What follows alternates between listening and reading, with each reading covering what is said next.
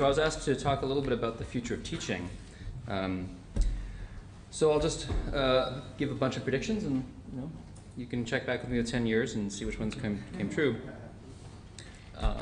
So I think the future is quite bright. I think a lot of it's inevitable, with or without Newton or any other particular endeavor. I can talk a little bit about Newton, but I think that a lot of this will come true, and that's where, Wayne Gretzky is a famous hockey player from Sherry's home country, and someone asked him what makes the greatest hockey players, and he said, good hockey players skate to where the puck is now, but the great ones skate to where it's going to be, and they just know where it's going to be. They just see that three-dimensionally or four-dimensionally.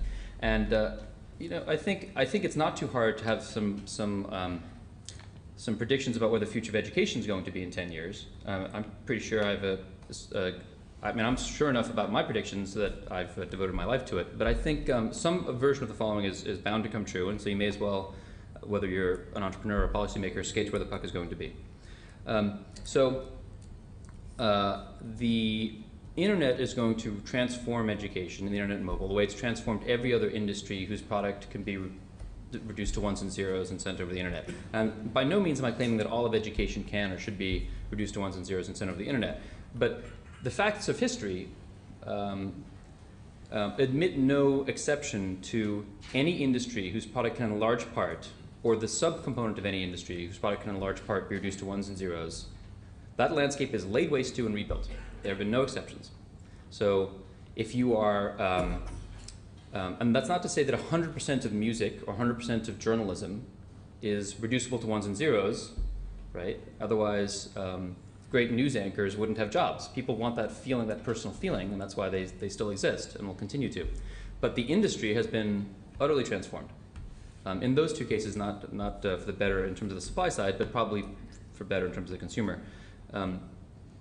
In the case of travel or real estate, the information component of those otherwise very much bricks and mortar industries has been revolutionized, right? So if there's a big information chunk, or if the product itself is largely information or information based, there's nothing that's going to stop it. There's no force in this world or anywhere else that's going to stop this transformation. It is happening. So what's it going to look like, and how do you prepare yourself?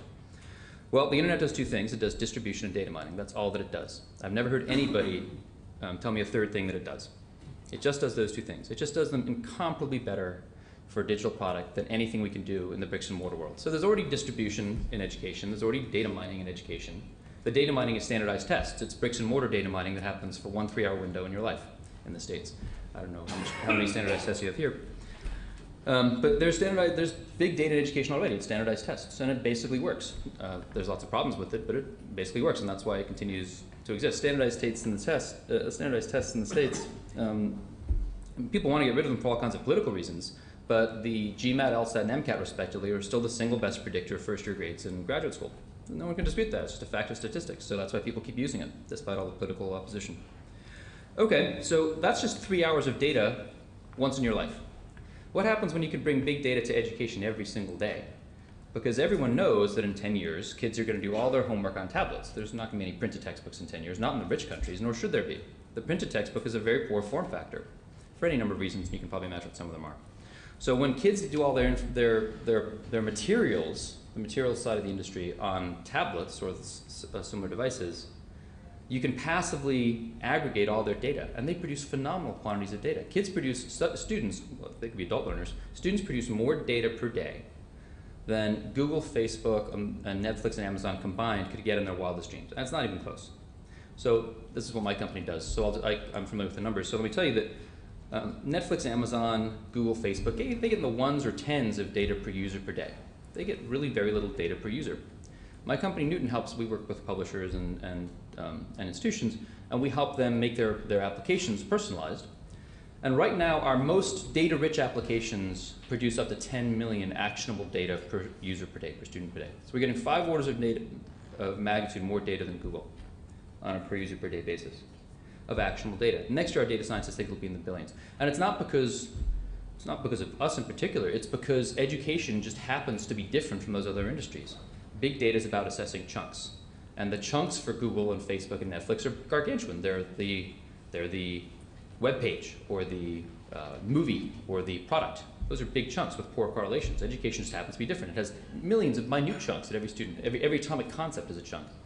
Every little thing that you do as a student is a chunk. There's millions of them, tens of millions, and they're very highly correlated with each other. So they just bleed a cascade effect, an exponential effect of additional inferred data. So you can just get extraordinary quantities of data the likes of which the world has never seen before for anything. And education being so high stakes, if you can take all that data and you can figure out exactly what that kid should do next, if you know for a fact that that student is going to struggle next Thursday, there's no universe where that student isn't going to struggle on Thursday, because Thursday introduces concepts that build on concepts that you know that that student is weak at. Now, in the traditional education assembly line model, kid gets to next Thursday, fails at some level.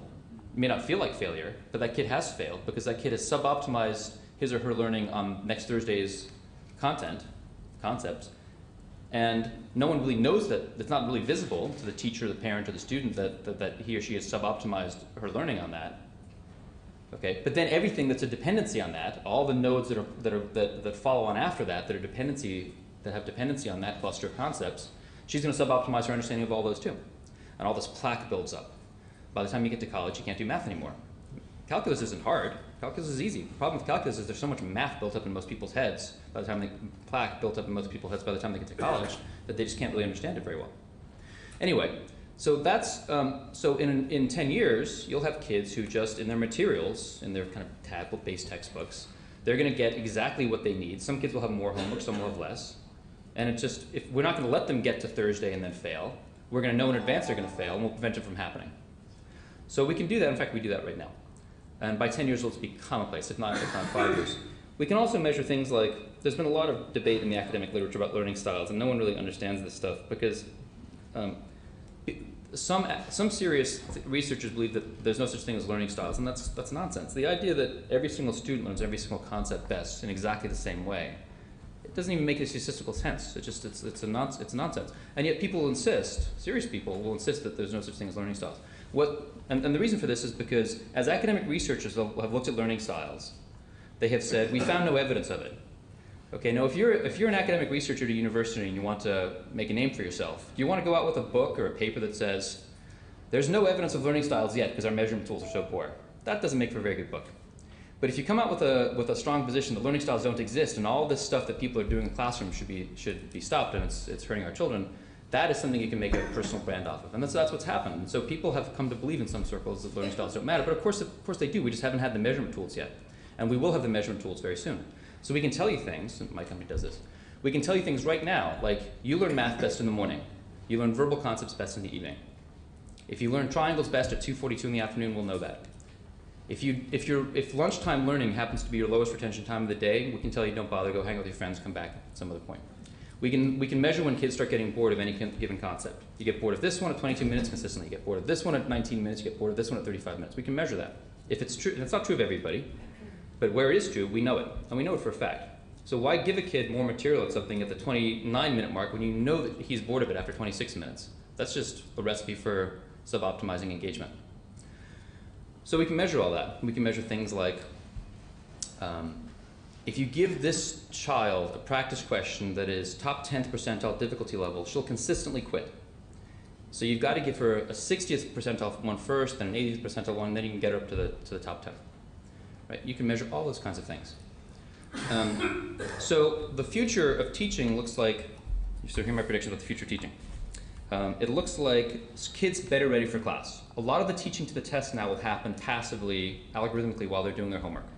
So there'll be less pressure to teach the test. Students should just come to class better ready with all the basic concepts. And then teaching in the class can be left to what teaching does best, which is things that a robot can't do very well. It's complex concepts. It's gray area concepts. So all the facts of World War I, all the facts on the concepts, the simple critical thinking skills, all of that can be taught better by a robot.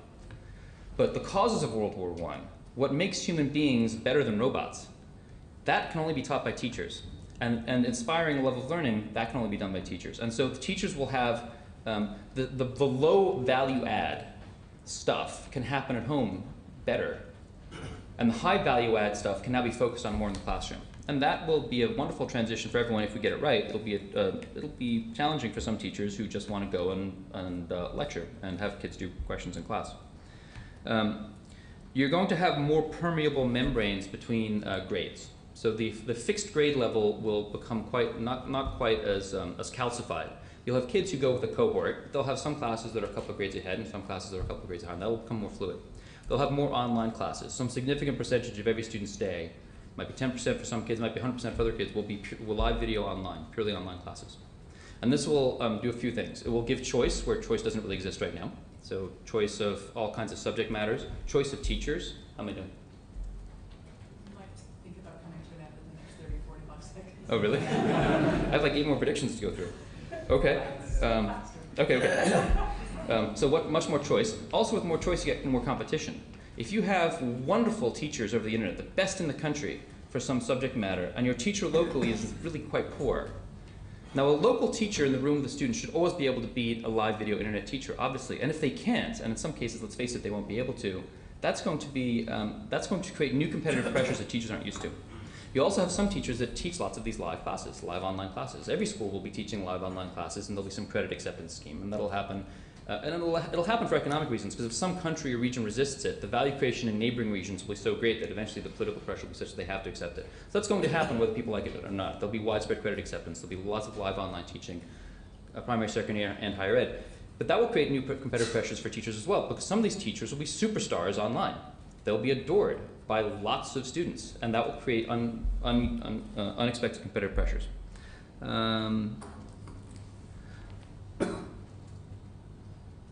Teachers will spend a lot less time creating content. OER is going to be something you hear a lot about, open educational resources. There's a vast treasure trove of it. The data will help unlock what the best pieces are. So a teacher will just be able to go online and say, I'm teaching 9th grade biology, and she'll be able to just get a whole list of the world's top biology content created by other teachers. And it's top not because people are ranking it in opinions or something. It's the top content because big data can tell you, for students in general, here's the top 10 pieces of content from around the world. For your students in particular, for high-performing students, this is the best piece. For low-performing students, this is the best piece. For students who need a blend of text and rich media, this is the best piece.